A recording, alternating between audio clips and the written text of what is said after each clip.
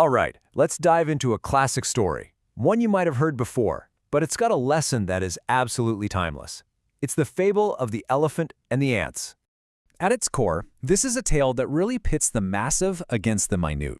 It's a story all about a very, very big problem and, you guessed it, a very, very small but super clever solution.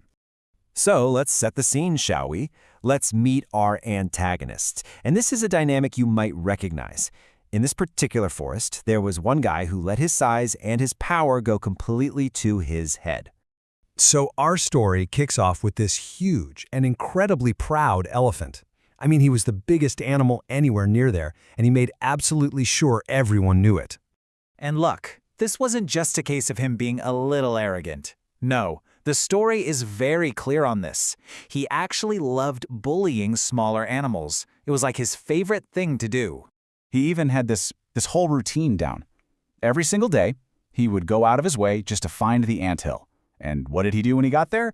He'd fill up his trunk with water and just spray it all over their home, just to make their lives miserable. It was a classic bully move, using his overwhelming size and strength just because he could. But here's the thing. You can only push someone so far, right? It doesn't matter how small they seem. The ants? Well, they decided that enough was finally enough. So they all got together and made a decision. It was time to teach this bully a lesson he would never, ever forget. But that brings up a really big question, doesn't it? How does the seemingly powerless fight back against the powerful? I mean, how could these tiny little ants possibly stand up to a massive elephant? Okay, you're gonna love this because their plan was both incredibly simple and totally brilliant. Step 1, just wait. Wait for the elephant to show up for his daily round of harassment.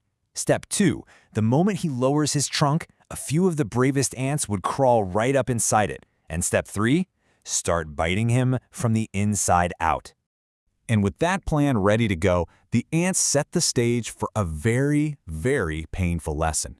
See, this was a lesson the elephant wasn't going to learn from words. No, he was going to have to feel this one. The second those ants started biting, the effect was immediate. This huge, proud elephant, so strong and powerful on the outside, was completely helpless against an attack from within. He was stomping, trumpeting, just dancing and howling in this awful pain.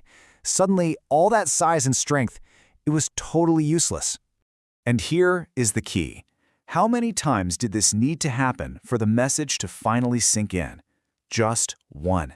A single, painful experience was all it took to completely shatter his whole worldview. And that one single moment led to a total transformation. Think about it. Before, he was proud, he was cruel, he hurt others just for fun. After, he was literally begging these tiny ants for forgiveness, promising he would never, ever hurt anyone again. And that, right there, brings us to the whole point of the story. Let's really unpack the powerful lesson that's hiding in this simple fable about the small and the mighty. So, the crucial point here is really twofold. First, it's a lesson in strategy, right? The little guy, the one who seems weak, can actually create massive change if they find the right leverage point.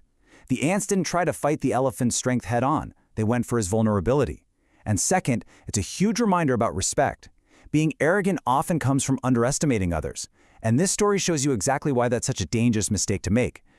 And that's the dynamic I want to leave you with. Because, this isn't just a kid's story. It's a pattern that we see play out all the time in history, in business, even in our own lives. So just think about it for a second. When have you seen the small, the overlooked, or the underestimated find just the right angle to make a really, really big difference?